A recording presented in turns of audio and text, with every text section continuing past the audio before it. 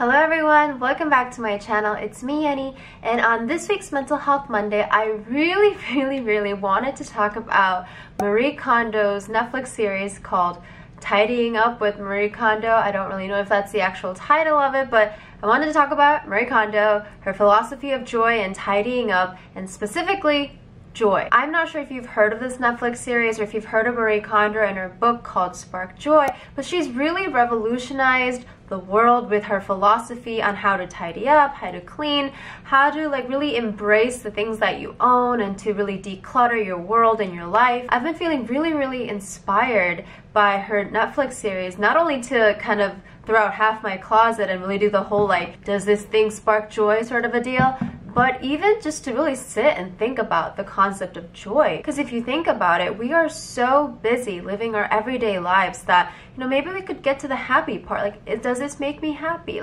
Getting this chocolate chip cookie at Starbucks will make me happy, but do we really take the time to think about joy? So today I wanted to share 2 reasons why I feel like Marie Kondo's philosophy on joy and tidying up has been so successful and so revolutionizing to a lot of people and really has changed lives. First things first, I think her philosophy and series has been extremely successful because cleaning and tidying up has actually shown to be therapeutic to a lot of people who are feeling anxious or distressed, whether it's actually decluttering or vacuuming or dusting or just, putting your space in order. I'm sure I'm not the only one who can attest when you're in a messy, cluttered environment, it does not help when you're feeling anxious, when you're feeling depressed.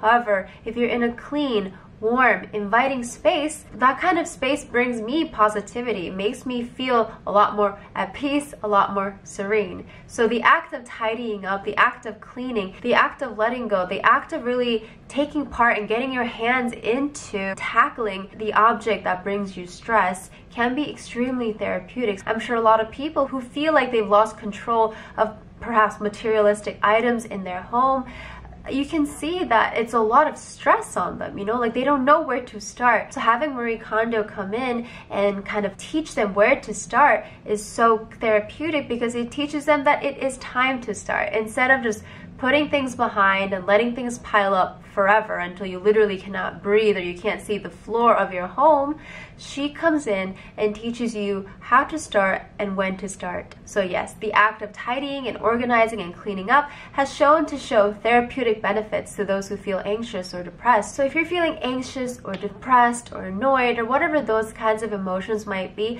consider what kind of environment you're in. Is your home kind of cluttered? Is it messy? Is it not how you would like it to be?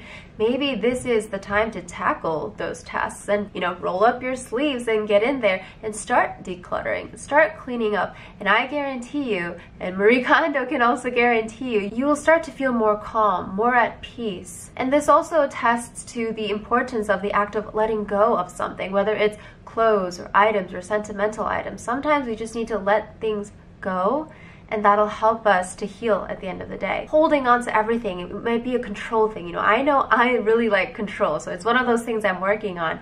But this kind of concept can be applicable to any part of your lives, whether it's a grudge, whether it's a relationship. The act of sitting down and letting go of whatever item that may be can be very therapeutic and beneficial. The second reason why I love Marie Kondo's philosophy on joy and letting go and tidying up is because she helps us to bring everything back to being mindful of our surroundings and who we are and what we surround ourselves with. I made a video on this already, but mindfulness is the element of being present, being focused on the now rather than the past and the future, really just being attuned to where you are right now. I think her philosophy really encourages us to kind of sit down from our busy lives and to really kind of assess where we are. At least for me, I don't know how many times I've really sat down and asked myself, what brings me joy? That word joy has kind of been smothered in a sense by how difficult our lives can get, how negative society can feel with politics going on and crimes and hatred and a lot of just scary things that the world really is. But to bring back this element of joy, it helps us to be mindful of the fact that the world is going to go on how it's going to go on. We can't control the world, right? We can't even control what's going to happen in the next hour or the next day. We can't control our neighbors' lives. We can't control, Congress or the president. life is gonna go how it's gonna go, but at the end of the day, what we can control is what we choose to focus on. And instead of focusing on and dwelling on the negativity and the things that hurt us, why not try to focus on the joy? So what in your life brings you joy? I would love it if you could let me know in the comments down below. If you've never thought about that, we can really use our 5 senses when it comes to what we feel like joy could be for us. What joy looks like, what joy sounds like, what joy tastes like, what joy feels like. What is the 5th one? And what does joy smell like? And maybe this is the time in the video where you can pause the video, you can if you want, and then just really think, what does joy look like to me? It's really easy to kind of be like, oh no, I don't know what that is, I've never felt it. I understand, because we're all coming from different parts of our lives, and you know, we are all struggling in some way. However, if you could just sit down, I'm sure there was a moment in your life where you felt that joy. So maybe sharing with you some of my examples can help you to kind of re-trigger those memories. What does joy feel like? To me, I feel joy when I'm able to serve the underserved. That's such a social worker thing to say, I know, but my line of work is really, really hard. And I don't just say that to kind of toot my own horn or anything like that, but it really is hard. And you know, like, there are days even now where I feel like, oh my God, why did I choose such a difficult profession where I'm emotionally challenged every single day? It's like stretching your mental capacity every day, because you talk about such difficult topics, you hear about difficult topics every day, and it's so hard. It really, really is to be a positive person and live my life outside of being a social worker, because so much of what I do affects the rest of my life as well. However, I feel joy when I serve the underserved, because when someone misses an appointment and I call them and they're like, wow, I didn't think you'd actually like want to see me again after you heard about what I did 10 years ago, or you heard about my addiction, or what kind of person people think I am. And when I tell them, you know what, none of that matters to me. Like, you're my patient, I care about you, and I'd love to have you come in. We can talk about and process these feelings, you know, like I'm on your side. When they begin trusting me because they know that I see them and I hear them, I feel joy, you know, because I can instill that kind of safety to someone else who really needs it. So serving the underserved makes me feel joy. It does. It's so freaking tough at times, but I feel joy when I can help someone feel like they're seen and heard. What does joy look like? The first thing I have to go to is my cats. Joy looks like my cats. Joy looks like furry little cute animals that I see on the dodo. When I come home after a long day of work and I open that door and I see my cats running up to me, it brings me joy, just like that burst of happiness, like, oh my God, I'm home. You know, like, these are my fur babies. You can call me cat lady, whatever, I don't care. Everyone calls me cat lady, but I'll take it as a compliment.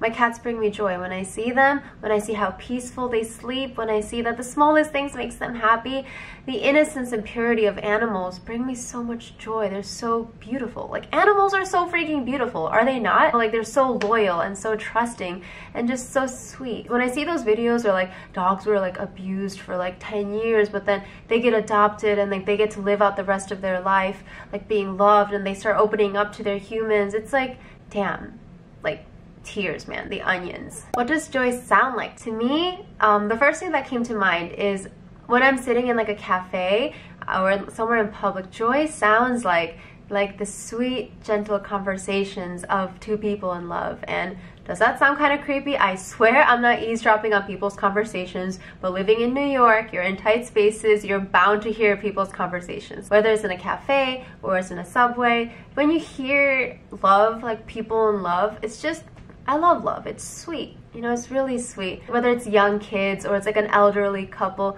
when I hear like the sweet conversations between two people who truly love one another, it's very, very sweet. I love it. Love is beautiful. What does joy taste like? Okay, this might be a weird one. You're learning something new about me, unless I've said this before, but joy tastes like McDonald's French fries to me. If it weren't for the health risks of it, I would eat McDonald's French fries for the rest of my life, and I don't eat anything else. Well, maybe some fried chicken. Fried chicken, it comes in second, but my favorite food in the entire world is potatoes. Mashed potatoes, baked potatoes, French fries. It can be any kind of potatoes, but McDonald's French fries make me feel so much joy. Like, chocolate makes me happy. Like, food makes me happy in general. McDonald's French fries is what joy tastes like to me. And last but not least, what does joy smell like? Me, smell was kind of difficult because I don't think we really like stopped to think about like, what does joy smell like? But the thing I could come up is when I'm baking cookies and I start to smell the cookies. That's, I think, kind of how joy would smell like. I'm sure as I get older and as time comes, maybe like when I become a mom, like they say like babies smell really good. I know that's such a weird thing, but a lot of new mothers say that their babies have like a distinct smell and it brings them joy. I don't know about that. That's not in my future anytime soon, but so clearly what brings you joy and the representation of joy in your life can change, and that's completely natural. That's it for this week's video. I hope this was an opportunity for me to kind of help you to think about what joy it might be to you in your life. Count the times I've said the word joy in this video, but I just felt super inspired to make it because I feel joyful just talking about this topic. So no matter where you are in your walk of life, whether you're really struggling day to day or you're good and life is a-okay, try to stop for a moment and think about joy.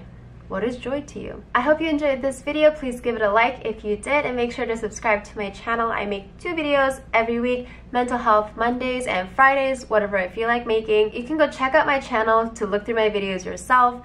And yeah, that's it for today's video. Thank you so much for watching, and I'll see you in the next one.